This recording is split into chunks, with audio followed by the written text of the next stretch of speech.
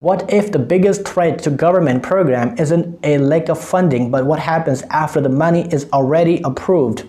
Because right now a major shift is unfolding in Washington, and at the center of it is JD Vance stepping into a role that could redefine how the federal government handles fraud and accountability.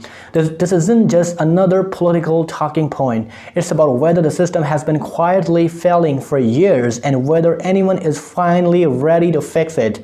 Inside the administration led by Donald Trump, a new anti-fraud task force is taking shape. This isn't being treated as symbolic. It's being framed as a serious, coordinated effort across multiple government departments. And here's why that matters. For years, one of the biggest weaknesses in federal oversight has been fragmentation. Agencies operate separately, information doesn't always get shared, and when that happens, patterns of abuse can slip through the cracks. Now here's where it gets interesting. This task force aims to force coordination, different departments communicating in real time, comparing data, and identifying suspicious activity faster than before. To understand the urgency, you have to go back to the COVID era.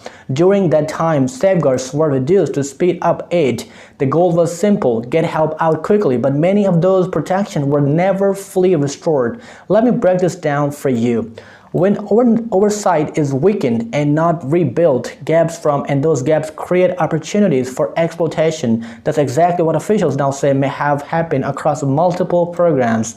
We're not talking about small errors. We're talking about large-scale misuse of funds meant for critical services, millions of dollars potentially redirected away from their intended purpose. And one example stands out: a Medicaid program designed to support children with autism. These programs are essential. Families rely on them for care, therapy, and stability. But according to officials, some individuals allegedly exploited these systems for financial gain. There are two sides to the story. First, taxpayer money is misused. People expect their contribution to help others, and not disappear into fraudulent schemes. But second, and more importantly, real families may lose access to care. When funds are drained, services shrink, wait times grow, support becomes harder to access.